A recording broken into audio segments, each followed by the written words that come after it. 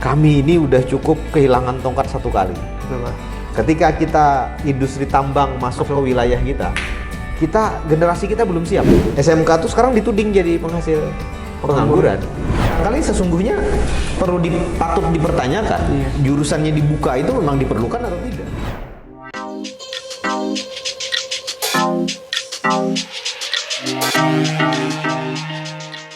Assalamualaikum warahmatullahi wabarakatuh. Waalaikumsalam warahmatullahi wabarakatuh. Selamat bertemu kembali dengan program Tamu Ngopi Firman Yusi. Program yang sengaja kita buat untuk memberi kesempatan kepada warga di daerah pemilihan saya khususnya. Siap. Daerah pemilihan kita ini kan ada Tabalong, Balangan, dan Hulu Sungai Utara. Untuk ya berdiskusi lah, ngobrol-ngobrol berbagai persoalan. Tergantung tamunya tertarik isu apa, kita ngobrol ke isu itu. Untuk membedah lah, sama-sama membedah gagasan, sama-sama membedah ide. Siapa tahu dari diskusi yang kita lakukan ini ada rekomendasi-rekomendasi yang bisa kita tindak lanjuti secara bersama-sama. Kesempatan ngopi seperti ini juga sebenarnya dibuka kepada setiap orang. Jadi bagi para sahabat semua yang menyaksikan program ini, silahkan menghubungi kapan saja nomor kontak yang tertera di bawah ini. Nomor itu bisa dihubungi, nanti akan diatur penjadwalan untuk menjadi tamu ngopi. Nanti tinggal sampaikan tema apa yang akan kita diskusikan. Saya barangkali tidak bisa menjawab semua dan tidak bisa memberi solusi semua. Bahkan barangkali kawan-kawan lah yang akan memberi solusi gitu kan. Karena anggota DPRD itu penyambung lidahnya masyarakat. Nah, mudah-mudahan apa yang kita diskusikan itu bermanfaat untuk kita semua. Kemudian saya juga punya jalur-jalur komunikasi lain melalui media sosial, baik Facebook, Instagram, maupun media-media sosial yang lain. Nanti juga bisa dilihat media sosial yang tertera di bawah ini. Jadi boleh nanti menghubungi ke media-media sosial itu. Insya Allah semua media sosialnya aktif, dan ketika waktunya cukup tepat, insya Allah media sosialnya akan direspon sesuai dengan kebutuhannya. Jadi agar channel ini berkembang dengan baik, silahkan di subscribe, like, dan beri komen, beri saran, beri masukan agar channel ini terus berkembang. Dimana harapannya sih komunikasi dengan siapapun itu bisa terus kita lakukan. Para sahabat semua, hari ini saya menerima tamu. Sebenarnya menerima tamu kah? Aku ini mendatangi tamu kah? Mendatangi tamu, Pak. Kayaknya lebih tepat mendatangi tamu deh. Karena nih tamu pertama dari luar Tabalong. Betul. Jadi karena rumahku tuh ada di Tabalong, maka aku yang mendatangi tamunya kalau di luar Tabalong. Jadi ini tamunya tamu yang didatangi lah. Betul. Ini tamu yang didatangi Abdul Hamid, Pak. Hamid. Beliau ini dosen ya. Dosen dan wakil rektor 3 ITS Mandiri, Pak. Nah, dosen dan wakil rektor 3 ITS Mandiri. Aku terus terang aja agak kaget kemarin ketika dapat informasi soal ITS ini, karena belum pernah terbayang di kepala aku ada institut teknologi. Iya. IT-nya teknologi kan? Iya. Institut teknologi di Kabupaten Balangan. Kabupaten Balangan. Jadi kalau ada di Tabalong, di Balangan, atau di Hulu Sungai Utara itu agak mengagetkan ada institut teknologi. Tapi ini harapan sebenarnya juga. Jadi dia mengagetkannya bukan mengagetkan yang ini, tapi justru melihatnya sebagai optimisme nih. Oh, kalau ada institut teknologi, maka kita optimis. Betul. Daerah kita yang Tabalong, Balangan, dan Hulu Sungai Utara ini akan berkembang sesuai dengan bahasanya yang terkepinggirkan nanti yang menjadi lebih tinggi. Kalau bolehlah cerita sedikit dulu soal ITS-nya. Oke, siap. Salam dulu nih. Assalamualaikum warahmatullahi wabarakatuh. Waalaikumsalam warahmatullahi. Nama saya Abdul Hamid.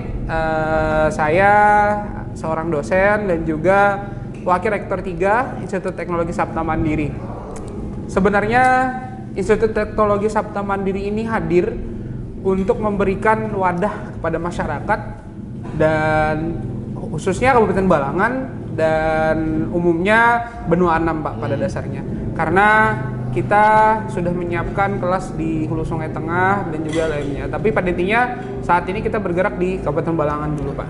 Dan hadirnya ITS Mandiri sebenarnya adalah kita membuktikan bahwasanya Kabupaten Balangan juga tidak kalah dengan kabupaten lainnya yang terkenal di sana. Betul. Bahkan kalau kita bisa menata dan memberikan wadah kepada teman-teman yang ada di Kabupaten Balangan ini sebenarnya di bidang ilmu pengetahuan dan teknologi tidak kalah Pak sebenarnya. Makanya terbesitlah pemikiran ditambah dengan Kabupaten Balangan dan Tabalong khususnya sebagai gerbang ibu kota negara. Betul. Pak.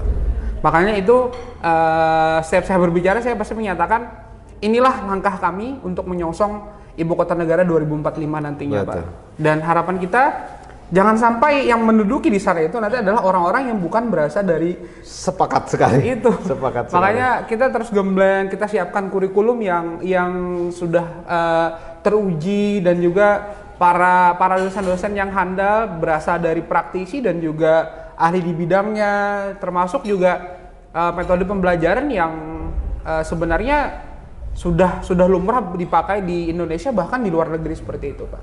Oh, ini luar biasa sebenarnya. Jadi saya jadi ingat baru sekitar 4 atau 5 bulan yang lalu Iya, betul. kami Komisi 4 DPRD Provinsi itu datang ke Kementerian Pendidikan Republik Indonesia di Jakarta.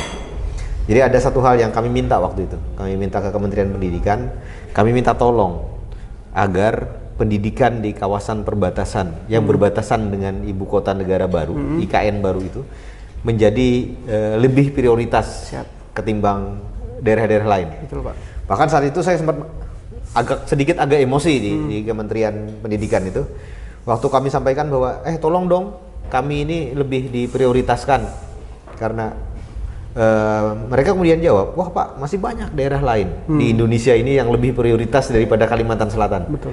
Ada daerah tertinggal, ada daerah ini, daerah ini. Saya bilang waktu itu, sempat emosi. Kami ini udah cukup kehilangan tongkat satu kali. Betul, Pak. Ketika kita industri tambang masuk ke wilayah kita generasi kita belum siap. Betul.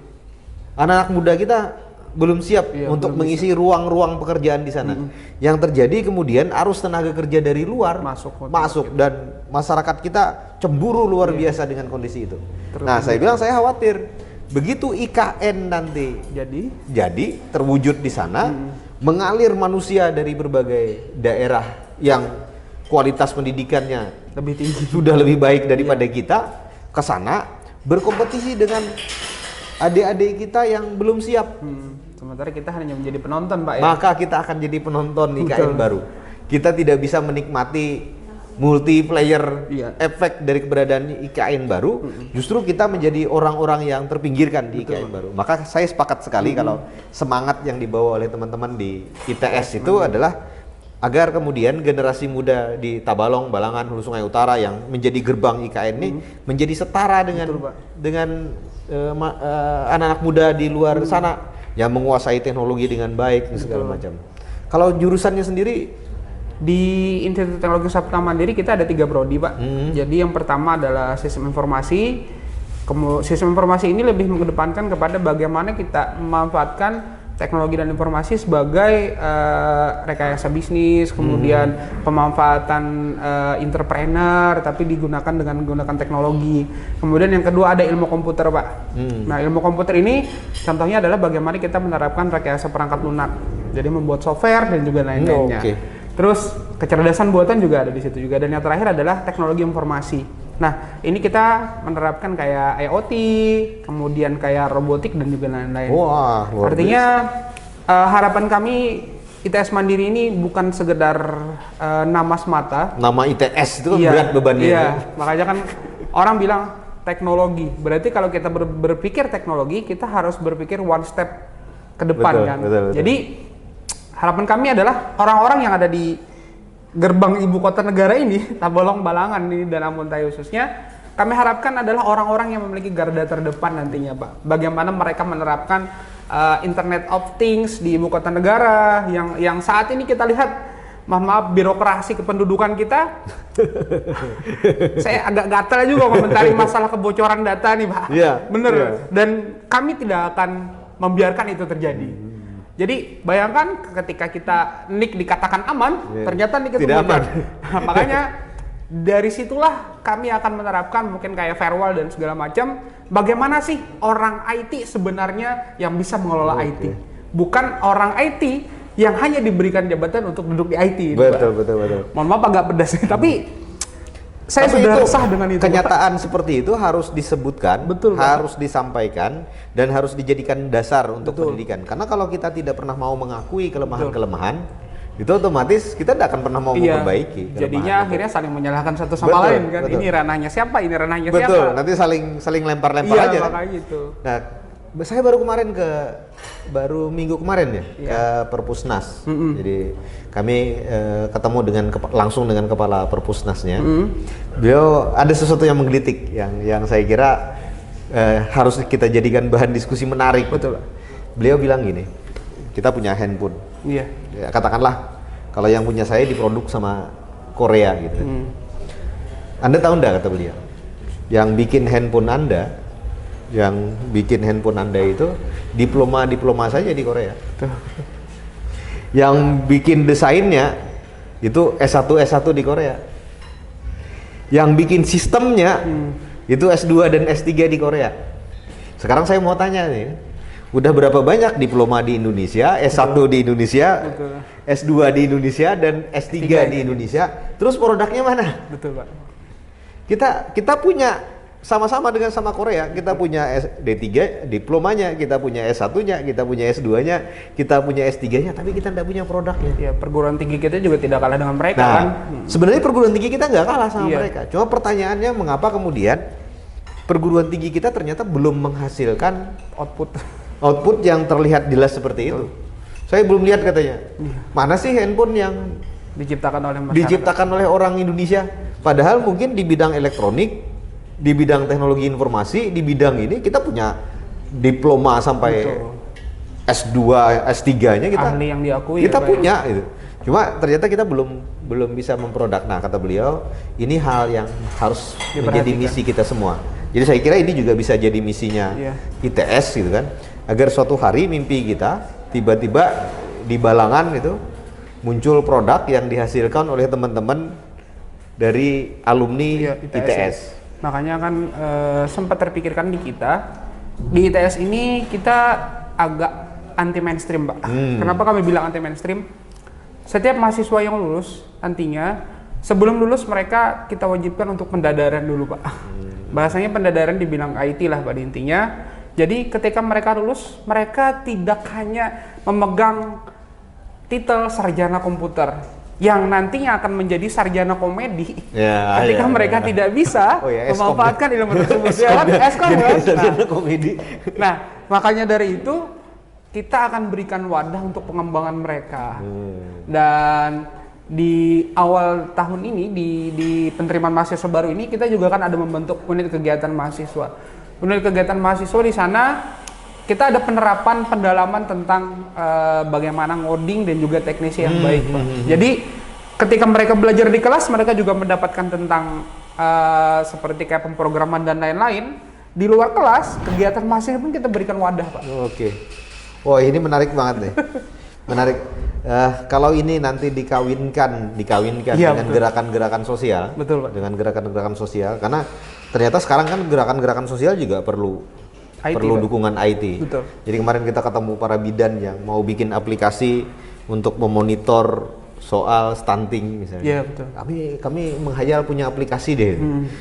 Anak remaja itu punya aplikasi yang bisa kontrol dirinya itu berpotensi menghasilkan anak stunting di masa depan atau tidak. Oh, Tapi kami tidak punya pengetahuan soal bagaimana membuat aplikasinya. Iya. Nah, ini boleh jadi kan nanti kegiatan mahasiswanya justru supporting untuk kegiatan-kegiatan sosial macam itu sekalian sebagai katakanlah eksperimen awal untuk Iya. pengembangan dirinya.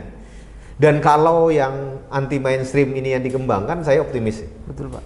Jujur aja, Indonesia ini sekarang perlu yang anti mainstream. Memang harus dilakukan. Karena kalau yang mainstream sekarang nggak bisa. sudah bahasanya kayak misalkan kita kewirausahaan dan betul, segala macam itu anak-anak muda kita harus dibangun semangat anti mainstreamnya Betul, Pak. agar cukup percaya diri lah untuk memulai sesuatu yang boleh jadi pada saat ini berbeda dengan kata orang zaman sekarang tuh belajar lepas dari zona nyaman. betul Betul. Itu yang sangat Dan penting. itu yang sulit bagi semua orang. Mungkin saya sendiri aja masih agak kesulitan untuk keluar dari zona nyaman. Karena kita memang orang Indonesia terbiasa dididik untuk ya terima beres apa yang Betul, ada kan, Pak. betul.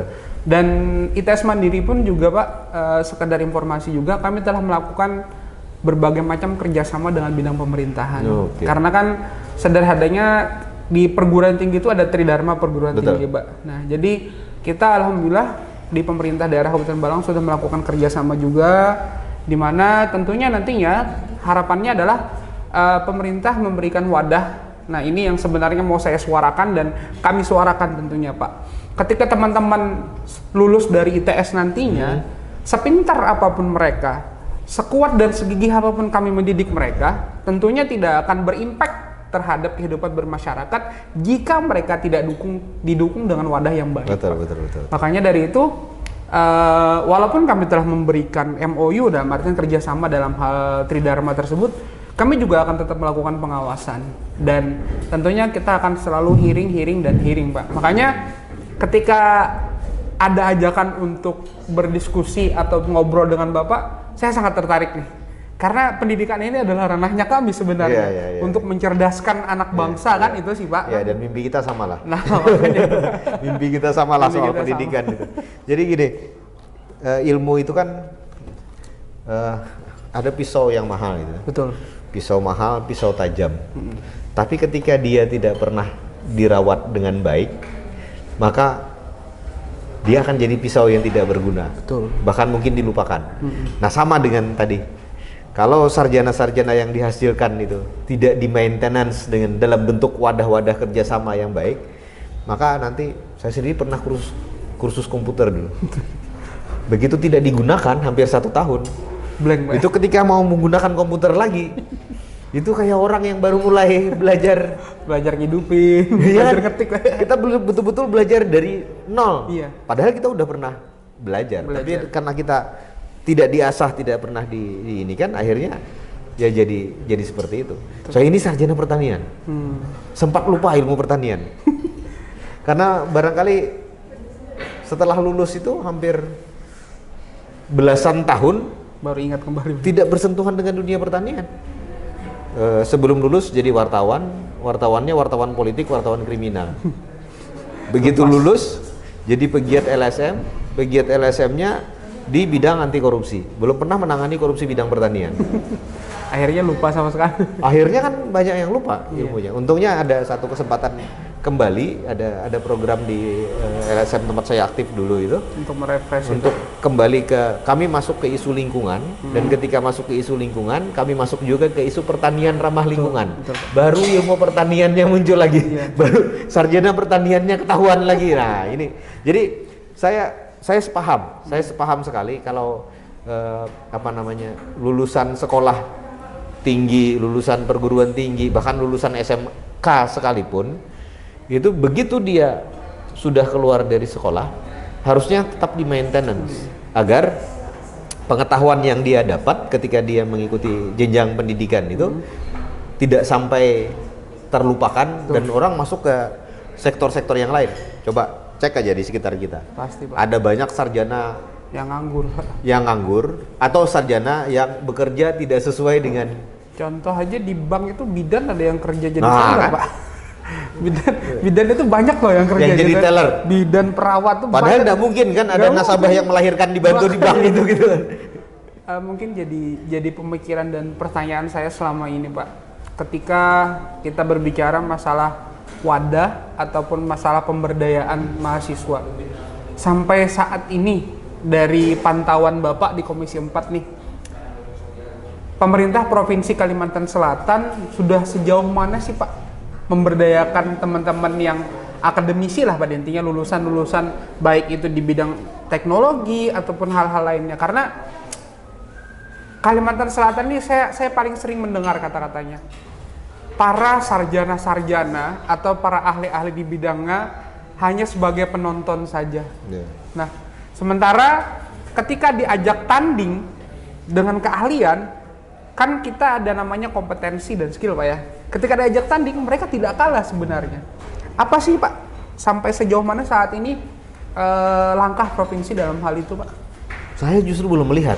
Nah, itu. Nah, ini jujur ya. Nah, Kita jujur aja.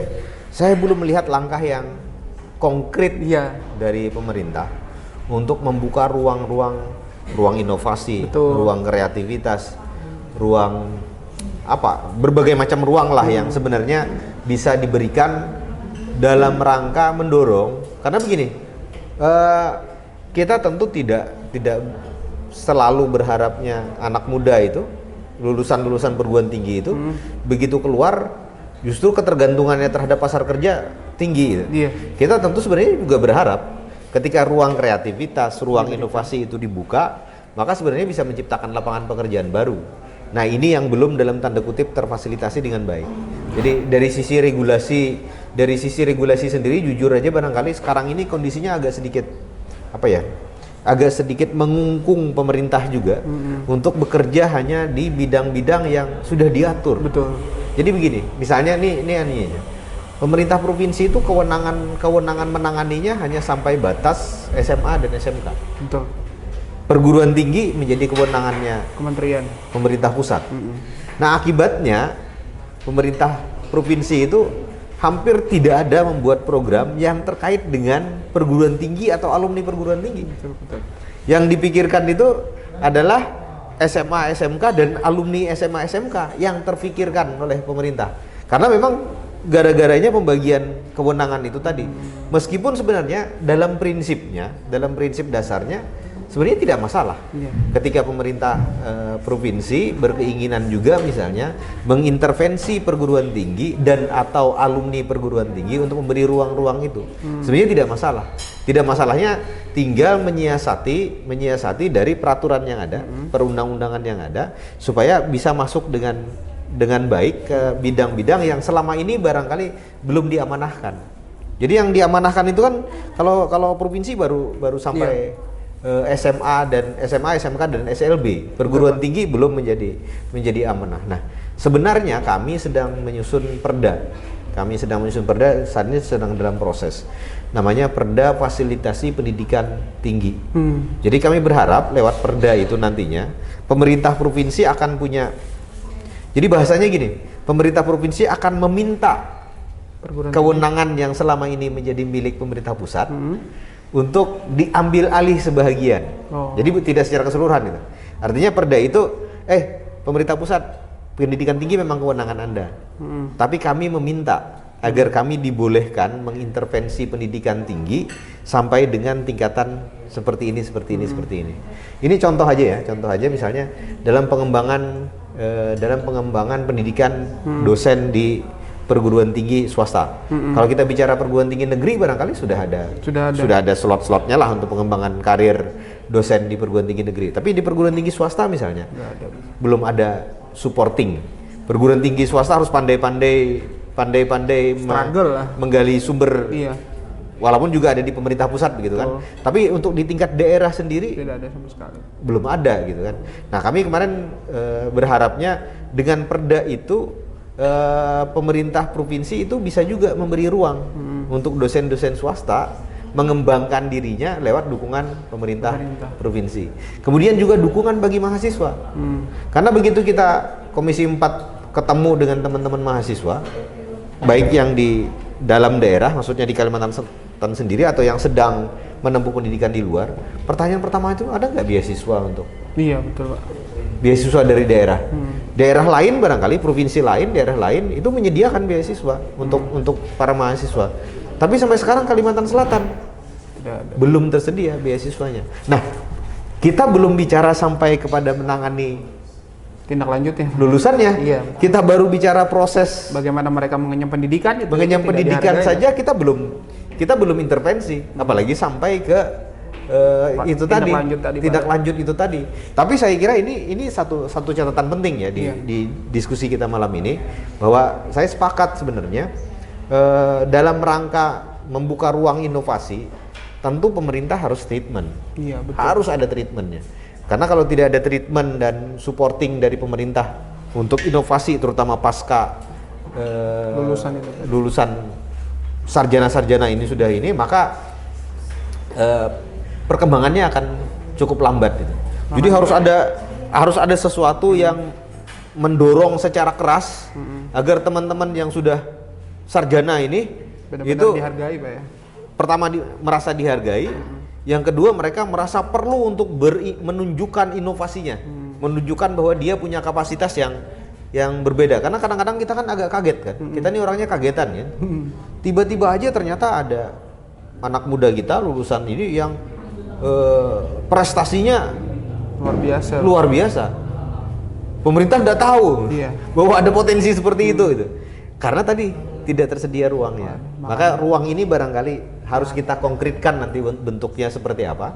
Dan saya secara pribadi tentu kalau ada konsep yang konkret dan bisa kita dorong untuk juga menjadi bagian dari Perda Fasilitasi Pendidikan Tinggi tadi, boleh jadi gagasan-gagasan macam itu kita coba formulasi. Betul, Pak. Selama dia tidak bertentangan dengan Koridor yang ada Pak ya. aturan di atasnya, harus kita beri ruangnya. Makanya sekarang mindset orang-orang itu, terutama yang teman-teman dari SMA sederajat ataupun bahkan yang lulus kuliah, apalagi yang perempuan, yang mereka pikirkan adalah ketika lulus sarjana, jujuran naik Pak. Itu Pak. Jadi nama, titel di belakang, jadi misalkan namanya, ya, jadi menaikkan jujuran. Jadi tidak ada esensi yang benar-benar ketika saya lulus saya ini bermanfaat untuk apa sih? Tapi kalau sudah sampai S3 konon katanya jujurannya turun. Iya Pak, karena tidak ada yang selevel dan itu dia masalahnya Pak. Karena makin sulit nyari gitu. Makanya, apalagi kita ketahui bersama Pak, di Balangan dan Tabalong yang notabene adalah kita berada di lingkungan pertambangan. Pemikiran mereka adalah saya lulus, saya bekerja di tambang dengan gaji yang besar, itu sudah cukup bagi saya. Apakah itu terkait dengan latar belakang pendidikan atau tidak? Tidak jadi masalah bagi mereka. Ya kan? Yang penting saya bisa bekerja. Nah, sementara logikanya kan ketika kita esensi untuk membangun perguruan tinggi adalah mencerdaskan anak bangsa dan juga bagaimana mereka bermanfaat sesuai dengan bidang keilmuan mereka masing-masing kan. Nah, makanya fenomena sarjana IT yang bekerja sebagai operator trailer banyak itu ada itu ya? Ada Pak. Bahkan perawat jadi supir sarana itu ada Pak. ada itu, Pak. Saya kenal satu orang ada gitu. Pak. Banyak. Jadi maksud saya tuh tolong kalau memang bisa diberikan regulasi bagi mereka bisa memberikan kontribusi dan tentunya logikanya seperti ini. Ketika orang itu dipakai dan dimanfaatkan, ada kebanggaan tersendiri bagi mereka. Oh, saya lulus di sini jurusan ini, saya akan dimanfaatkan dan dipakai. Betul. Itu. Jadi gini, kaitannya dengan ini ya, tapi walaupun mungkin di tingkatan yang berbeda, bukan di lulusan perguruan tingginya. Karena beberapa waktu lalu saya agak concern sedikit di persoalan SMK. Jadi waktu kami membahas RPJMD, begitu kita selesai pilkada kemarin, pilkada gubernur, otomatis kan gubernur harus menyusun lagi RPJMD yang sesuai dengan visi misi pemilihan terakhir gitu kan. Nah, waktu nyusun RPJMD itu ada satu hal yang saya sampaikan waktu itu dengan teman-teman di Bapeda Provinsi Kalimantan Selatan. Saya minta agar revitalisasi SMK itu disandingkan dengan proyeksi kebutuhan pasar kerja ke depan. Betul. Jadi pemerintah itu mestinya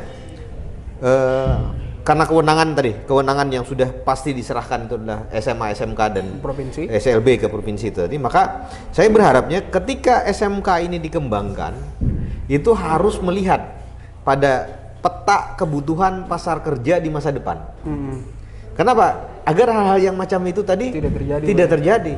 Lulusan SMK, jurusan keperawatan, tapi bekerjanya jadi operator tambang, alat berat di tambang. Ini kan hubungan keilmuannya jauh sekali, sama sekali tidak ada. Dan saya bilang ini merugikan anak sekolah. Kenapa saya bilang merugikan anak sekolah?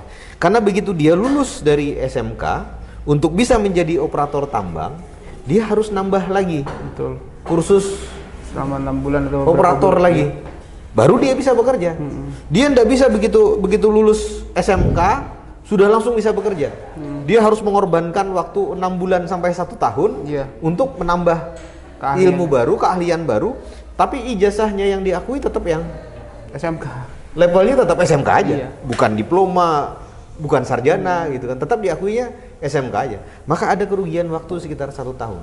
Tapi kalau kita punya proyeksi nantinya ke depan dengan berbagai faktor perkembangan teknologi, informasi, perkembangan teknologi mesin, perkembangan kewilayahan, yang saya masuk kewilayahan termasuk diantaranya akan ada IKN segala macam, maka mestinya kita udah bisa proyeksi nih sejak sekarang.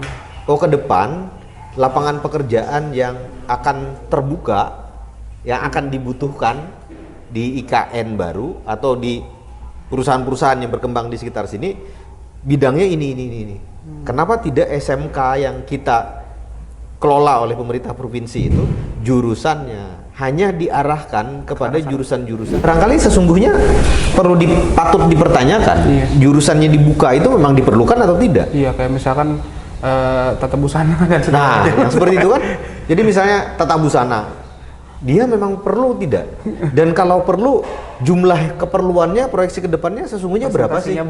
Presentasinya berapa? Karena nanti misalnya lulusan jurusan itu tadi misalnya 1 tahun bisa menghasilkan 100 lulusan, tapi yang dibutuhkan pasar per tahun itu rata-rata hanya 5-10 orang misalnya. Maka efektif. Pasti ada gapnya Pak ya. Ada gapnya.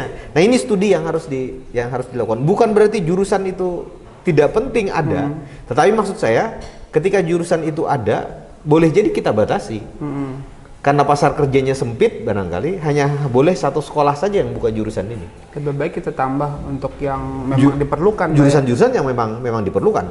Kalau IKN itu menggunakan teknologi terbaru, teknologi informasi terbaru segala macam, kenapa tidak itu yang kita tambahkan ke SMK? Kalau kita baru bicara di level SMK, apalagi sampai ke perguruan tingginya gitu kan.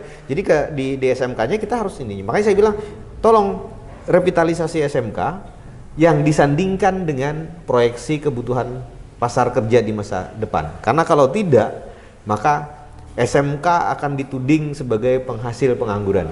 Seperti sekarang. Sekarang ini SMK dituding penghasil pengangguran. Iya. Karena data di Provinsi Kalimantan Selatan itu menunjukkan pekerja kita yang orang-orang yang sudah bekerja itu latar belakang pendidikannya 44% hanya berpendidikan SD ke bawah. Bisa bayangkan yang dimaksud dengan SD ke bawah itu seperti apa? Iya, berarti ada yang tidak berpendidikan sama sekali. Ada yang tidak berpendidikan SD sama sekali. 44% dari pekerja di Kalsel itu pendidikannya SD ke bawah. Jadi 56%-nya itu baru yang SMP dan seterusnya. Dan SMK hanya menempati pada 3,4%. Berarti sangat timpang sekali Pak ya. Sama halnya dengan sarjana juga sebenarnya ada besar-besar amat. Sarjana tuh saya lupa di angka 7 atau 8%. Tapi yang paling kecil itu SMK. Berbanding terbalik dengan misi keberadaan SMK. Padahal misi keberadaan SMK itu kan vokasi menyediakan tenaga kerja siap pakai. Tapi ternyata hanya 3,4%. Masih tinggi SMA. Makanya dari itu kan penyerapan wadah mereka sebenarnya yang harus diperhatikan. Betul. Jadi SMK tuh sekarang dituding jadi penghasil pengangguran. Jadi ini harus direvitalisasi dan itu nanti harus dibuat continue dengan pengembangan perguruan tinggi. Jadi kalau memang analisis kebutuhan kita ke depan teknologi informasi segala macam, maka SMK yang jurusannya teknologi informasi ini harus dikontinyukan lagi dengan pengembangan perguruan tinggi yang di bidang itu. Kalau memang kebutuhannya seperti itu. Kalau di daerah kita di Tabalong Balangan, saya masih melihat teknologi informasi masih menjadi ini bukan studi ya, tapi hanya pandangan pribadi itu. Jadi teknologi informasi masih menyisakan ruang yang cukup besar betul. Dengan keberadaan IKN dan lain sebagainya. Kemudian juga teknologi pengolahan pangan akan menjadi ruangnya juga akan besar karena nanti kebutuhan pangan di IKN juga harus kita penuhi. Betul.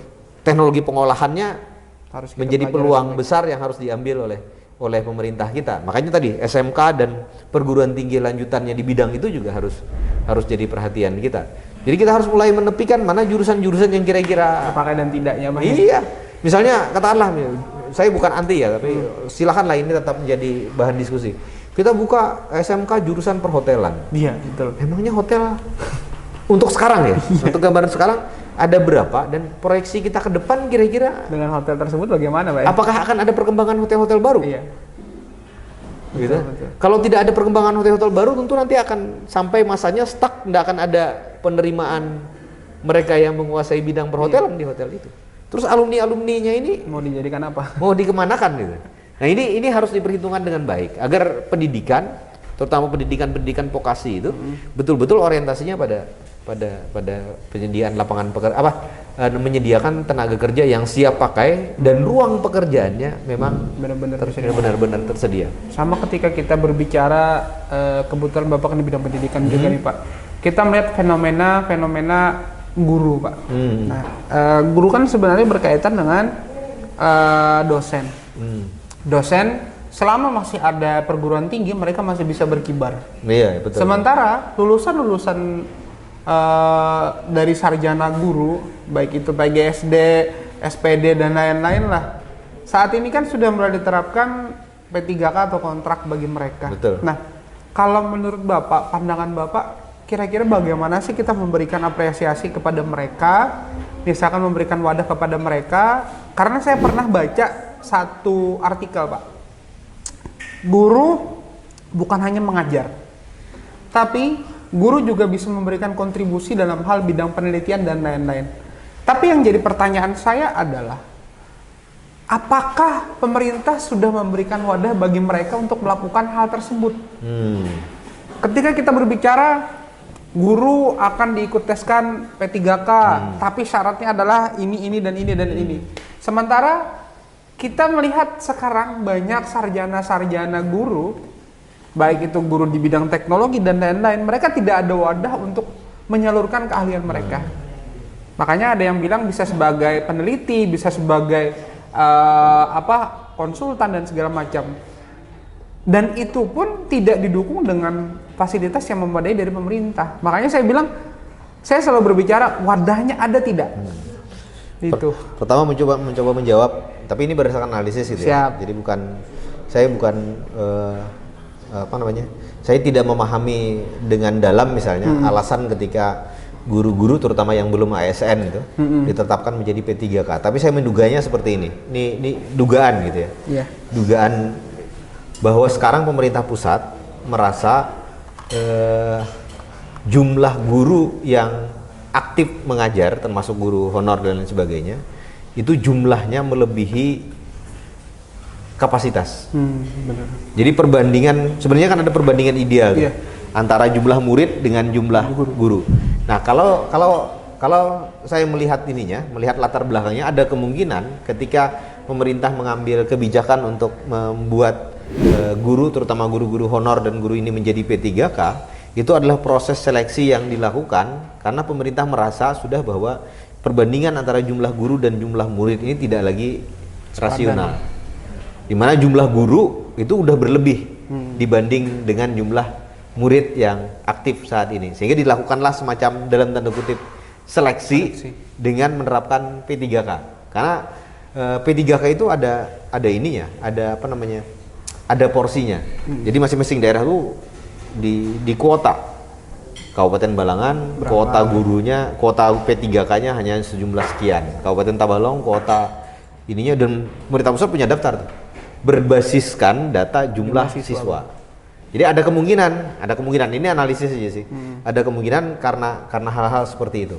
Karena mungkin memang karena analisis proyeksi tenaga kerja tadi yang saya bilang tadi itu belum pernah dilakukan, maka kita terlalu buka keran untuk pendidikan guru, dan akibatnya kita guru tidak kita dampak kedepannya mereka akan jadi apa? Betul, Pak. Mereka akan diapakan gitu. Begitu ini sudah terpenuhi. Ya alhamdulillah, misalnya kalau kemudian bertumbuh perguruan tinggi dan sekolah-sekolah swasta yang mungkin untuk memberi mereka ruang untuk bekerja. Tapi ketika ruang-ruang itu juga belum berkembang dengan baik, ya ini jadi masalah baru. Jadi kira pangkal masalah yang harus diselesaikan oleh pemerintah itu, pangkal masalahnya adalah tadi proyeksi program kerja, kebutuhan pasar kerja ke depan. Karena tanpa proyeksi itu kebijakan pendidikan kita tidak akan jalan. Karena kita hanya akan menghasilkan setiap tahun orang dengan gelar SPD itu sekian ribu. Tetapi kebutuhan guru dalam setiap tahun Tidak ada. tidak seimbang berkembangannya dengan lulusan-lulusan itu. Oleh karena itu harus ada analisis itu, dan pemerintah tidak harus takut untuk kemudian misalnya mengurangi lembaga-lembaga pendidikan yang ke depan diproyeksi lapangan pekerjaannya sudah jenuh, sudah tertutup. Overload Karena gitu kalau selalu menciptakan ruang, selalu memfasilitasi ruang tadi, maka tidak akan pernah menyelesaikan masalahnya dan secara tentunya tidak efektif, Pak ya. betul. Perlu biaya tinggi, perlu sumber daya yang cukup besar. Jadi yang harus dilakukan sekali lagi sebenarnya adalah proyeksi. Ke depan kita sebenarnya perlu guru berapa sih? Dan ini sebenarnya ini pengalaman ya, bukan pengalaman sih. Kami pernah datang ke satu lembaga pendidikan di Yogyakarta, lembaga pendidikan yang non pemerintah lah gitu, dan sama anti mainstream. Barangkali tahu ya lembaga pendidikannya Das University di Jogja. Das University itu didirikan oleh seorang pemain pemusik ya, seorang pemusik dia dirikan, tapi dia punya proyeksi. Katakanlah begini. Waktu kami datang ke sana, mereka bergerak di bidang desain ya, desain grafis. Dia menyelenggarakan pendidikan desain grafis, dan itu non formal sebenarnya, non formal. Tapi dia bilang bahwa menurut perhitungan kami dalam 10 tahun ke depan Indonesia itu memerlukan sekitar 10.000 tenaga desain grafis. Dia bilang seperti itu. Nah, maka kami ambil ceruk itu dengan menyelenggarakan pendidikan desain grafis di lembaga kami. Nanti begitu 1.000 desain grafis itu sudah terpenuhi, lembaga kami akan berubah haluan, menyelenggarakan pendidikan jenis lain yang kami perhitungkan kembali, ruang pasarnya terbuka. Nah, yang saya maksud tadi yang seperti itu mestinya diformalkan lembaga-lembaga pendidikan itu menjadi seperti itu, bahwa kita menyediakan lembaga pendidikan untuk memenuhi proyeksi kebutuhan ke depan. Ketika yang dibutuhkan ke depan itu ada 10.000, katakanlah 10.000 ahli teknologi informasi, maka ketika 10.000 ini sudah hampir terpenuhi, sudah saatnya lembaga-lembaga pendidikan ini mulai menggeser ininya, arah kebijakannya kepada mana yang diperlukan, Pak. Ruang-ruang yang diperlukan. Ini tetap mungkin ada untuk menjaga kontinuitas, tetapi lulusannya tidak sebesar yang diharapkan sebelumnya untuk mengejar angka di 10.000 itu tadi. Nah, kami ke Das University, dan Das University menerapkan itu. Jadi mereka bilang, kami udah analisis Indonesia itu ke depan perlu sekitar 1.000 ya kalau tidak salah ya, 1.000 tenaga desain grafis. Maka hari ini kami melatih per angkatan per 6 bulan itu ada 5-10 orang dilatih desain grafis. Nanti begitu 1.000 orang kebutuhan desain grafis itu udah terpenuhi, kami akan melihat kembali, mengevaluasi kembali fokus kami pada pendidikan apa lagi untuk memenuhi kebutuhan pasar. Dan itu kebutuhan pasar yang dimaksud itu bukan cuma pasar kerja di perusahaan-perusahaan, termasuk ruang-ruang kreatif lain, ruang-ruang inovasi lain, atau wirausahanya sendiri. Tetapi setidaknya katanya se-Indonesia dia menganalisis kebutuhannya seperti itu. Nah, ini yang saya maksud, termasuk diantaranya guru. Jadi ketika misalnya kita bikin perguruan tinggi yang menghasilkan sarjana pendidikan, maka mestinya sudah diproyeksi ke depan. Mau arahnya kemana? Guru pendidikan, katakanlah guru pendidikan ilmu pengetahuan alam, kebutuhannya ke depan seperti apa?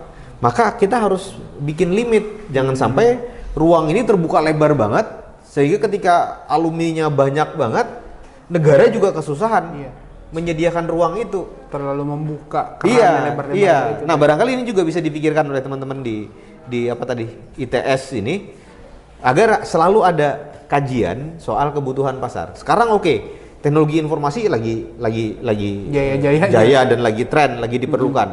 Teman-teman harus memperhitungkan kejayaan ini akan sampai kapan. Ketika kejayaan ini sampai pada waktunya, harus ada pergeseran atau pengembangan. Mana yang diperlukan? Barangkali untuk menjaga kontinuitas, menggantikan mereka yang sudah tidak bisa lagi bekerja, ini tetap harus ada. Tapi tidak jor-joran seperti Tapi tidak lagi jor-joran di awal untuk memenuhi kebutuhan yang masih kurang itu tadi. Nah, tata kelola yang macam ini yang belum diaplikasikan di pemerintahan kita. Bahkan barangkali perguruan tinggi yang menghasilkan guru itu setiap tahun justru ruangnya makin diperbesar. Betul. Kelasnya makin diperbanyak. Iya. Sehingga lulusannya makin besar gitu. Dan Akhirnya beban bingung. makin besar. Beban pendidikan jadi akhirnya pemerintah yang disalahkan jadi. Pemerintah yang disalahkan karena beban untuk menyediakan lapangan pekerjaan untuk mereka yang lulusan itu menjadi semakin besar juga. Betul. Jadi mestinya perguruan tinggi yang menghasilkan guru itu harus sudah mulai Mempres Pak, di press sesuai dengan lagi. kebutuhan. Barangkali kalau sekarang kebutuhannya tidak lagi tinggi, kelas itu biarkan hanya menghasilkan 50% dari normal kemarin misalnya. Jadi ada proses yang seperti itu. Fokus perguruan tingginya harus digeser ke yang ruang pekerjaannya masih terbuka luas. Sama juga ini Pak, mungkin bukan hanya di Kalimantan Selatan saja sih Pak, karena sebenarnya ilmu pengetahuan dan juga pendidikan berkaitan dengan bagaimana korelasinya minat baca. Betul. Nah, katanya orang zaman sekarang kurang literasi. Iya, Nah, betul. sebenarnya apakah sudah ada program tersendiri Pak dari baik itu dari DPRD provinsi ataupun pemerintah provinsi dalam bagaimana sih anak-anak zaman sekarang mulai dari generasi Z dan yang seterusnya mereka itu kembali timbul minat bacanya, karena kita ketahui buku itu tidak akan pernah usang dan ilmu itu tidak akan pernah habis. Sementara kalau kita hanya melihat di media sosial dan segala macam, kita jadinya akhirnya layaknya seperti media sosial yang mengatur kita, gadget yang mengatur Betul. kita. Jadi kalau kita memiliki buku, membaca buku kan bahasanya kita mengetahui bagaimana caranya supaya A dan B dan segala macam. Betul. Nah, yang saya tanyakan tadi itu Pak, apakah saat ini sudah ada pengawasan ataupun program bagaimana sih menimbulkan minat baca kembali Pak? Oke. Jadi perlu ini kabar gembira terkait dengan literasi. Jadi kabar gembira sebenarnya. Dari sisi ini ya, dari sisi pemerintahan, kita Kalimantan Selatan itu tahun 2022 ini menerima penghargaan sebagai provinsi dengan aktivitas literasi terbaik di Indonesia. Jadi sebenarnya kita udah dianggap luar biasa di Indonesia. Nah, dan kita yang tinggal di Kalimantan Selatan itu saya sendiri membayang-bayangkan gitu ya. Yang luar biasanya itu ada di mana gitu. Iya betul Pak. Tapi sebagai ini sesuatu yang cukup menggembirakan sebenarnya. Kenapa saya bilang cukup menggembirakan? Secara faktual memang ada perubahan dan ada pergeseran yang terlihat. Jadi ada perubahan dan pergeseran terlihat.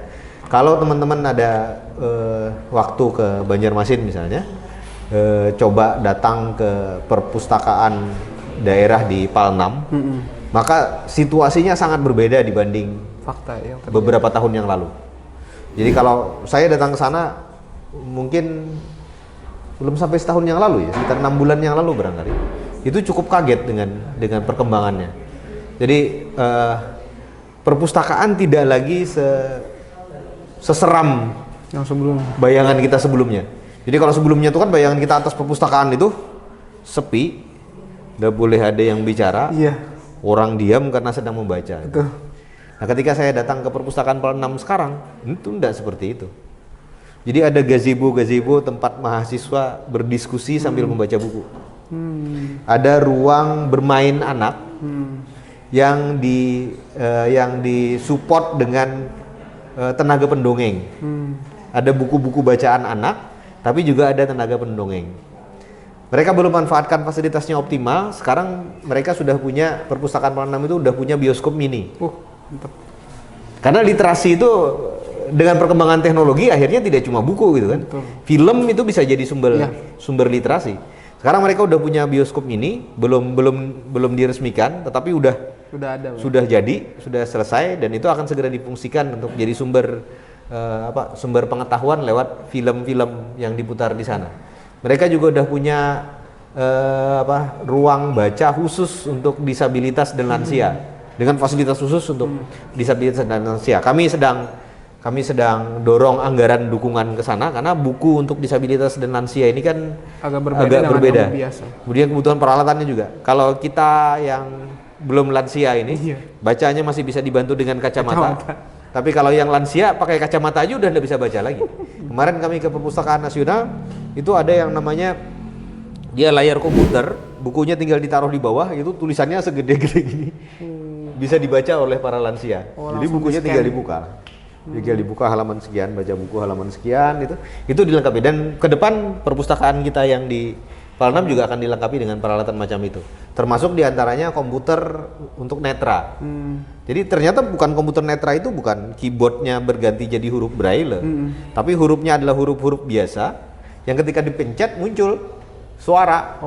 Ini huruf A, huruf B, huruf C, atau menjadi satu kata atau menjadi satu kalimat, bisa dibaca satu kata, bisa dibaca satu kalimat, sehingga seorang netra pun bisa nulis sampai berbagai macam menjadi sebuah buku. Itu fasilitas itu sudah mulai kita lengkapi di perpustakaan, dan ini baru di perpustakaan provinsi dan harus ditularkan kepada perpustakaan-perpustakaan baik milik pemerintah kabupaten maupun milik komunitas. Nah, tugas kami sekarang, kami sedang dorong untuk itu direplikasi di semua perpustakaan di Kalimantan Selatan. Karena jujur saja Pak, mungkin kalau di provinsi seperti yang Bapak sampaikan, siapapun akan tertarik untuk membaca. Tapi ketika kita datang ke perpustakaan kabupaten, yang terlihat adalah ketika kita membuka pintu perpustakaan nih Pak, masuk ke dalam perpustakaan, buku berjubel. Tidak ada layar monitor untuk mengetahui. Ketika nanya ke yang menjaga perpusnya, buku ini ada Kak? Karena habis sudah bukunya dipinjam orang. Akhirnya orang mau ke perpustakaan tuh males gitu loh. Jangankan gitu Pak. Ketika misalkan ada penerimaan mahasiswa baru atau apalah di sebuah fakultas atau di sebuah institusi, ketika disuruh mengumpulkan buku yang sebenarnya buku itu dipakai untuk mereka, berbagai macam hal alasan yang akan muncul. Nah, artinya apa? Sense untuk membaca dan keinginan untuk membaca, untuk kembali membuka jendela itu tidak tertanam dengan baik. Betul. Karena sebenarnya mereka kuliah, saya sebagai dosen pun ketika membuat materi, kan ada namanya RPS Pak, rencana pembelajaran semester. Itu tuh harus berdasarkan buku gitu loh. Betul. Jadi kalau tidak berdasarkan buku, saya tidak akan bisa mengajarkan mereka materi kan. Nah, jadi kadang-kadang mereka tidak berpikir sampai ke sana gitu. Makanya mudah-mudahan dengan adanya gagasan dari pemerintah provinsi dan juga pengawasan dari DPRD provinsi, hal ini bisa teraplikasikan ke seluruh perpustakaan yang ada, Pak. Kita sedang dorong tuh. Jadi kita minta kemarin perpustakaan provinsi untuk mengasistensi perpustakaan-perpustakaan di kabupaten kota agar juga mereplikasi apa yang sudah dilakukan oleh teman-teman di perpustakaan provinsi. Jadi ilmunya di-share. Dan ini juga dapat dukungan langsung dari perpustakaan nasional. Karena memang secara ini gerakan literasi ini ternyata istimewa juga bagi Indonesia. Hanya Indonesia yang mengembangkan perpustakaan seperti yang terjadi di PAL 6. Di negara-negara lain masih kolot Pak. Jadi buku masih sampai bertingkat-tingkat. Ternyata di negara lain masih seperti itu. Bahwa perpustakaan itu belum dilengkapi dengan kegiatan-kegiatan pendukung. Jadi kegiatan-kegiatan pendukungnya itu malah tidak dilakukan di perpustakaan, tapi terjadinya di luar dan di tempat-tempat yang lain. Padahal itu sebenarnya yang menarik minat orang untuk membaca. Betul. Kita di Indonesia sekarang sudah mendorong agar mengintegrasikan antara perpustakaan dengan faktor-faktor pendukungnya, termasuk diantaranya jam buka. Jadi saya dulu paling protes lah. Ya gimana anak-anak kita mau berminat membaca? Perpustakaannya bukanya sampai jam 2 siang gitu. Iya betul, sesuai jam kerja. Anak-anak pulang sekolah jam 2 siang. 2. Jadi nggak mungkin mereka akses baca perpustakaan. Nah sekarang yang kayak perpustakaan PAL 6 itu mereka bahkan buka di hari Sabtu dan hari Minggu. Ruang anaknya terbuka sampai di hari Minggu. Ruang baca teman-teman mahasiswa yang gazebo bisa jadi tempat ruang diskusi teman-teman mahasiswa itu dibukanya sampai hari Minggu. Jadi otomatis orang bisa datang ke perpustakaan kapan saja untuk dapat mengakses pengetahuan itu tadi di waktunya. Tapi sekali lagi, ini harus kita dorong agar replikasinya terjadi di daerah-daerah. Karena kalau PAL 6 aja tentu kita yang di Balangan, kita yang di Tabalong, itu kapan-kapan bisa akses ke sana gitu kan. Makanya kan semoga saja perpustakaan yang seperti yang Bapak sampaikan itu tadi secepatnya hadir Pak. Betul, dan boleh jadi kapan-kapan nanti teman-teman dari ITS harus ke perpustakaan PAL 6 untuk melihat perkembangan perpustakaan PAL 6. Kita pun sekarang lagi proses untuk membangun perpustakaan. Karena perguruan tinggi itu ada penilaiannya untuk perpustakaan Pak, dan ada prasyarat-syarat khususnya. Iya. Jadi misalkan ukuran ruangannya berapa, kapasitas bukunya berapa, dan harus ada sistem informasi perpustakaan digitalnya juga Pak. Itu dia yang sebenarnya yang jadi boleh jadi tadi kalau kami. perpustakaan milik pemerintah daerahnya belum ke sana, perguruan tingginya udah duluan ke sana, lebih bagus. Akan kami lakukan Pak. Jadi nanti perguruan tinggi yang menjadi percontohan di Balangan, ITS yang menjadi mendirikan perpustakaan yang bisa jadi percontohan bagi penyelenggaraan perpustakaan di Balangan misalnya. Wah, itu akan luar biasa kalau seperti itu. Buku dan pendidikan sebenarnya senada dengan kesenian dan kebudayaan. Betul.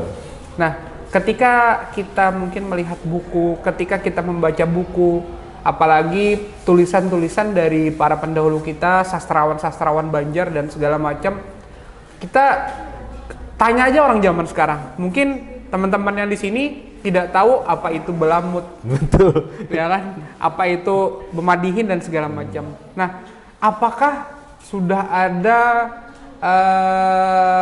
program ataupun niat dari teman-teman di DPRD provinsi dan juga dari pemerintah provinsi untuk memberdayakan budaya dan melestarikan budaya serta mengenalkan budaya? Contohnya misalkan kayak Madihin itu dihak patenkan misalkan. Kemudian kayak Balamut itu dihak patenkan. Terus ada literatur yang bisa diakses. Contoh misalkan kayak mahasiswa jurusan sastra pengen cari tahu tentang Balamut itu sebenarnya ada berapa sih? Kemudian Madihin itu pukulan terbangnya Seperti apa dan siapa-siapa saja. Nah, gimana Pak kira-kira? Jadi pertama sebenarnya kita sebelum saya jadi anggota DPR ya, kita udah punya perda tentang perlindungan budaya dan kearifan lokal. Perlindungan budaya Banua dan kearifan lokal kita udah punya. Meskipun saya sedang usul agar direvisi lah perda itu karena belum mengakomodir sampai sedetail yang teman-teman maksud. Nah, tapi dalam rapat terakhir dengan Dinas Pendidikan dan Kebudayaan, kami di Komisi 4 sudah menyampaikan usulan agar pemerintah Provinsi Kalimantan Selatan menyusun semacam ensiklopedia budaya. Karena gini, awal historisnya itu ada perdebatan di kalangan Komisi 4 sendiri misalnya. Soal katakanlah kita sering mengikuti event-event budaya di luar daerah. Jadi mengirim duta-duta budaya ke luar daerah, duta seni khususnya, duta seni ke luar daerah. Nah, kadang-kadang muncul perdebatan pakaian yang digunakan, mulainya dari situ. Pakaian yang digunakan tuh betul-betul mewakili Kalimantan Selatan atau bukan? Iya. Karena ada kedekatan kebudayaan, khususnya dari sisi yang fisiknya. Kalau pakaian kan kebudayaan yang bisa ditampilkan secara fisiknya. Itu ada kemiripan misalnya, pakaian Dayak di Kalsel dengan Dayak di Kalimantan Timur. Betul. Dayak di Kalsel dengan Dayak di Kalimantan Tengah. Itu punya kemiripan. Meskipun sebenarnya bisa dibedakan. Nah, tetapi kadang-kadang kan ada cara pandang yang ada orang-orang yang agak sulit membedakan itu karena pemahamannya yang tidak begitu dalam, agak sulit membedakan antara pakaian Dayak Kalimantan Selatan dengan pakaian Dayak Kalimantan Timur atau dengan Kalimantan Tengah. Itu agak sulit membedakan. Akhirnya ketika tampil di depan publik, di ruang-ruang publik di luar daerah, bisa jadi secara tidak sengaja yang dipakai adalah pakaian daerah lain. Nah, ini jadi perdebatan. Tetapi kemudian ketika itu jadi perdebatan, saya bilang sama teman-teman di Komisi 4, kita berdebat, tapi dasar perdebatan kita sesungguhnya apa? Kita nggak punya dasar kok berdebat. Karena tidak ada nomenklatur mengenai budaya tersebut. Tidak ada. Kita tidak punya panduan. Oh, pakaiannya Kalimantan Selatan, kalau pakaian yang Banjar seperti ini, kelengkapannya seperti ini. Ornamen atau motif-motif yang terdapat di pakaian itu adalah ini. Katakanlah misalnya yang saya tahu itu kan ada halilipan, ada naga, ada kambang kanas, kambang nanas itu kan. Itu kan motif-motifnya Kalimantan Selatan. Peletakannya juga seperti ini. Kita tidak punya referensi yang bisa dijadikan rujukan ketika kita menyatakan itu bukan pakaian Kalimantan Selatan. Kita tidak punya literaturnya. Betul, Pak. Nah, oleh karena itu saya bilang dalam pertemuan dengan teman-teman di Dinas Pendidikan dan Kebudayaan kemarin, bikin dong ensiklopedia itu. Ensiklopedia budaya, Pak. Budaya itu, Balamut ada di situ. Memenuhi standar Balamut itu kalau begini. Iya, betul. Memenuhi standar Memanda itu kalau begini. Itu akan terpenuhi standar standar dasar Mamanda, Balamut dan lain-lain akan terpenuhi terpenuhi seperti itu, maka kita jadi punya dasar untuk melakukan kontrol yang ketat. Ketika ada duta seni budaya yang kita kirim, mestinya ini sudah terverifikasi betul tidak keluar dari seni dan budaya yang memang asli milik Kalimantan Selatan. Karena kan seni dan budaya ini kan sifatnya global gitu. Dia bisa mengalir kemana saja, bisa mempengaruhi kebudayaan suatu bangsa, bisa mempengaruhi kebudayaan bangsa yang lain. Apalagi kita yang masih sama-sama di Pulau Kalimantan gitu kan. Yang tetangga kita Kalimantan Timur bisa mempengaruhi yang di Kalimantan Barat, bisa mempengaruhi yang di Kalimantan lainnya. Karena seperti itu, maka perlu dibuat literatur yang memang kemudian menjadi rujuk software atau aplikasi, maka itu bisa jadi alat promosi yang efektif juga untuk mempromosikan kebudayaan kita. Oleh karena itu kajian yang terpenting. Saya minta kemarin mulai 2023 saya bilang bikin kajiannya, ensiklopedianya mulai disusun. Kalau tahun 2023 kita baru bikin 1 jilid ensiklopedia, boleh jadi jilid kedua tahun berikutnya dihasilkan lagi. Perlahan satu persatu kebudayaan kita susun menjadi buku serial ensiklopedia kebudayaan Kalimantan Selatan. Kebudayaan kan tidak cuma seni, tapi kebudayaan juga dengan cara hidup. Itu kan juga disebut dengan kebudayaan. Tata kelola pemerintahan secara adat itu juga bagian dari kebudayaan. Kegiatan yang terkait dengan religi juga terkait dengan kebudayaan. Nah, ini kan bisa disusun menjadi ensiklopedia, berjilid-jilid ensiklopedia. Jadi tidak akan selesai dalam waktu yang singkat, tetapi kalau itu semua bisa terwujud, maka kita punya referensi lengkap soal Kalimantan Selatan itu kebudayaannya seperti apa. Mungkin terakhir Pak, terutama ini pertama kali Bapak nih berada di Balangan. Menurut Bapak dan pesan serta harapan Bapak, dan selain pesan dan harapan Bapak, kami juga meminta komitmen Bapak untuk teman-teman mahasiswa yang ada di Kabupaten Balangan. Bagaimana sih agar mereka bisa menjadi seorang mahasiswa yang baik, dan juga harapannya supaya mereka bisa mewujudkan Kabupaten Balangan sebagai kabupaten yang siap sebagai gerbang ibu kota negara. Jadi sebenarnya sama ya, Tabalong dan Balangan itu posisinya sama. Anak-anak mudanya memang harus sudah siap sejak sekarang. Saya secara pribadi sebenarnya memang berkomitmen untuk memberikan dukungan bagi teman-teman yang memerlukan ruang-ruang bagi pengembangan diri. Tetapi ada satu hal yang harus jadi catatan penting untuk semua teman-teman mahasiswa, bahwa sebesar apapun ruang yang diberikan oleh pemerintah, sebesar apapun ruang yang diberikan oleh swasta, maka kemauan dalam diri kita sendirilah yang menjadi kuncinya. Itu yang terpenting sebenarnya. Jadi kalau toh ruang-ruang itu sudah ada, tapi kita sendiri tidak bersedia memanfaatkan dengan baik, maka tidak akan bermanfaat ruang-ruang itu. Dan kalau toh ruang itu sempit, sesempit-sempitnya ruang itu, kalau memang kemauannya ada, maka ruang itu akan menjadi lapang. Ruang itu akan menjadi lapang. Maka artinya apa? Kata kuncinya bagi teman-teman yang masih berstatus mahasiswa, kata kuncinya adalah kemauan untuk keluar dari zona nyaman itu tadi. Jadi kemauan untuk keluar itu harus ada. Karenanya literasi harus dikembangkan. Jadi harus banyak baca lah. Keahlian terus diasah. Keahlian harus terus-menerus diasah. Kalau ruangnya tidak diberi ruang oleh pemerintah, bikinlah komunitas-komunitas tempat mengasah pengetahuan itu tadi, agar pengetahuan jangan sampai hilang karena tidak digunakan gitu kan. Jadi komunitas-komunitas, pentingnya komunitas adalah tempat kita untuk mengasah pengetahuan kita. Meskipun misalnya itu belum bernilai, dalam tanda kutip bernilai ekonomis bagi kita. Tapi saya optimis bahwa ketika kita selalu berusaha menunjukkan yang terbaik dari diri kita, maka nanti yang terjadi adalah kita diperlukan oleh lingkungan kita. Bukan kemudian bahkan mungkin kita tidak perlu menunjukkan bahwa kita itu penting, tetapi lingkungan kita yang akan merasa bahwa kita itu diperlukan.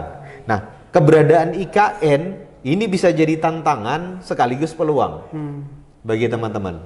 Tinggal kemauan kita untuk memanfaatkan peluangnya dan menghadapi tantangannya. Bagaimana caranya, Pak ya? Iya, tantangannya jelas, tantangannya akan ada banyak sumber daya manusia dari mana-mana yang mengalir ke IKN yang akan jadi kompetitor bagi kita. Maka keunggulan kita, kalau kata Sun Tzu, gitu, kalau kata iya, Sun Sun Tzu, Tzu. keunggulan kita yang nomor satu itu adalah kita kenal medan tempur kita. Betul. Kita orang sini kok sebenarnya. Iya, Lokalitas kita itu adalah bahwa kita memahami betul kultur dan segala macam. kultur dan segala macam di sekitar kita. Karena tadi kebudayaan juga harus betul-betul Iya, harus betul-betul dipahami gitu. dipahami. Karena kita, maka kata Sun Tzu, mereka yang mengenal dengan baik medan pertempuran, maka dialah yang akan menjadi pemenang. Jadi yang harus teman-teman yakini itu adalah bahwa kita sekarang berada di medan perang. Kalau ini kita analogikan sebagai sebuah perang, kita ada di medan perang yang kita kenal dengan baik medan perang ini. Karena kita kenal dengan baik di medan perang ini, maka tinggal kita membekali diri kita sendiri dengan senjata yang tepat, dengan peralatan tempur yang tepat, dan dukungan dengan yang pasti. pengetahuan yang tepat, dukungan logistik yang tepat, Betul. maka kita akan memenangkan pertempuran. Saya barangkali tidak menyampaikan dalam bentuk bahasa yang lebih konkret, tetapi dalam pemikiran saya itu yang harus dilakukan. Kuncinya adalah kemauan dari teman-teman itu sendiri. Bahwa kita harus keluar dari zona nyaman kita. Kita keluar dari zona yang kita rencanain dulu asal dapat gawian aja. Walaupun tidak sesuai dengan jurusan. Walaupun tidak sesuai dengan jurusan. Jadi kadang-kadang idealismenya harus dijaga juga. Idealismenya harus dikontrol juga. Cara menjaganya salah satunya tadi sekali lagi berkomunitas. Teman-teman yang menyukai teknologi informasi, yang menyukai teknologi komputer, itu harus mulai berkomunitas, berdiskusi dalam komunitas, berusaha mengembangkan diri dalam komunitas. Maka kami, para pengambil kebijakan inilah nantinya mendengar dari teman-teman komunitas itu apa sesungguhnya yang mereka butuhkan. Jadi prosesnya lebih baik teman-teman itu mendorong ruang itu berdasarkan gagasan dari teman-temannya sendiri. Pak, kami perlu ruang ini loh sebenarnya. Kami perlu ruang yang seperti ini. Kami udah punya kemampuan begini, tetapi kami punya batasan di bidang-bidang yang ini. Bisa tidak pemerintah kemudian memfasilitasi bidang-bidang itu, sehingga pemerintah lebih mudah mengarahkannya. Karena kalau kita berharap pemerintah yang menyediakan ruangnya dulu, bisa jadi tidak tepat. Betul. Jadi harus berbasis kebutuhan dari mereka yang mau diberi ruangnya. Jadi bagi saya, teman-teman silahkan berkomunitas, berdiskusi di komunitas. Begitu menemukan fasilitasi yang diperlukan oleh pemerintah, ayo kita ngobrol. Intinya adalah yang pertama, terima kasih kepada Pak Firman sudah memberikan wadah kepada kita dalam malam hari ini. Kemudian dan ini mungkin pintu masuk aja. Betul, Pak. Makanya dari itu kami sebagai masyarakat yang diwakili oleh beliau tentunya harus memegang dan komitmen dari beliau. Artinya jika apa yang beliau sampaikan pada malam hari ini semoga saja bisa direalisasikan, Pak ya. Amin. Dan kami sebagai akademisi dan tentunya teman-teman mahasiswa nantinya juga tidak akan tinggal diam jika memang lepas dari koridor-koridor yang sudah ada. Betul. Tentunya dalam hal pendidikan. Harus, karena mahasiswa kalaunya tidak bersuara bukanlah seorang mahasiswa. Tapi mahasiswa adalah orang yang mendengar, bersuara dan menyuarakan keadilan. Makanya kata-katanya adalah hidup mahasiswa dan hidup rakyat Indonesia. Karena mahasiswa bersama dengan rakyat Indonesia. Saya menunggu ide-ide dan gagasan-gagasan dari teman-teman.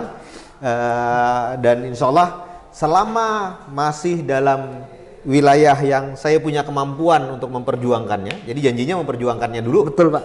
Selama dalam wilayah yang saya punya kemampuan untuk memperjuangkannya, saya akan perjuangkan sampai dengan batas limit kemampuan saya memperjuangkan. Jadi yang terpenting sekarang, mulai sekarang barangkali kalau kemarin-kemarin kita belum pernah ketemu hari ini bukan berarti akhir dari segalanya. Justru ini awal dari segalanya. Yang terpenting komunikasi antara kita bisa terus berjalan tidak hanya di segmen tamu ngopi Firman Yussi, tapi mungkin di luar segmen ini kita bisa jadi lebih intens lagi untuk ngobrol. Saya kira itu ya. Siap. Jadi sebenarnya kalau dilanjutkan ini masih sangat banyak yang bisa kita diskusikan. Sampai subuh mungkin tidak akan selesai. Tapi kasihan nanti yang nonton segmen ini harus berjam-jam menghadapi handphonenya atau laptopnya untuk nonton segmen ini sampai selesai. Karena segmen ini cukup menarik, sehingga barangkali Pak Abdul Hamid. Suatu saat kita harus ngopi-ngopi lagi. Betul. Dengan tema yang lebih dalam lagi dari ini. Nah, sekali lagi untuk teman-teman yang ingin hadir dan ngopi bersama saya di segmen Tamu Ngopi Firman Yusi, silahkan kontak nomor HP di bawah ini untuk menjadwalkan waktu diskusi sambil ngopi santai kapan-kapan sesuai dengan aturan penjadwalan. Dan jangan lupa subscribe dan like serta komen di segmen ini agar program ini terus bisa kami kembangkan dengan baik. Selain itu juga jalur komunikasi kita selain melalui channel ini juga bisa melalui media sosial yang aktif saya gunakan, juga tertera di bawah ini. Silahkan dihubungi media sosialnya. Dan insya Allah semua media sosial saya termasuk Tamu Ngopi Firman Yusi ini sangat terbuka untuk para sahabat sekalian berkomunikasi. Ini sedikit merubah paradigma. Betul, Pak. Paradigma anggota DPRD. Saya beri ruang cukup luas untuk kita bisa berkomunikasi. Meski kemudian tidak semua bisa direalisasikan dengan sempurna, tetapi saya perlu supporting, saya perlu masukan, saya perlu pandangan dari semua pihak agar lebih efektif dalam memperjuangkan kepentingan-kepentingan yang terkait dengan hajat hidup orang banyak. Saya kira itu segmen kita kali ini menarik sekali, dan sampai bertemu kembali di segmen Tamu Ngopi Firman Yusi berikutnya. Salah hilap mohon maaf. Wabillahi taufik wal hidayah. Assalamualaikum warahmatullahi wabarakatuh. Waalaikumsalam.